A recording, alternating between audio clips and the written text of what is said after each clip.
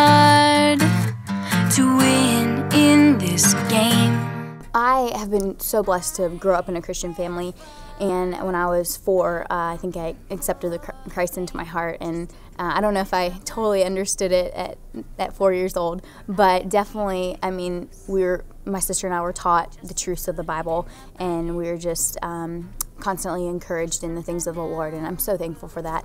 But I think it's just been kind of a constant journey, and there's definitely been the bumps in the road, and like I think my first probably big trial that I really remember,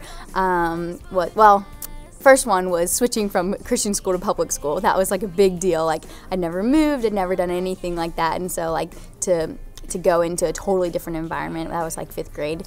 And then I just really started to doubt my faith, and kind of, I knew that God was real, I knew that, but I just couldn't grasp it, and it's still, something that we can't totally understand, wrap our minds around.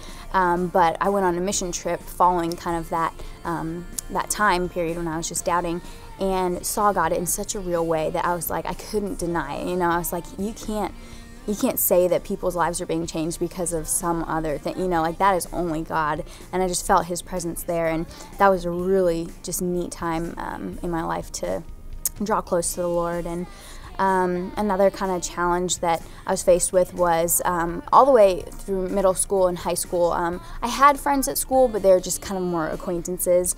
And I, just because living different lifestyles and stuff, when your friends are into like partying and stuff and you're not, you don't want to do that on the weekend or whatever, it's hard to really get close and to even talk about similar things. I was like, I don't even talk about Jesus, like, and so for a long time, I just kind of struggled with loneliness, because on the weekends I'd, sit at home, and I was busy with music, and so that was sometimes even a cop-out. I was like, oh no, I need to practice, like I can't go, whatever.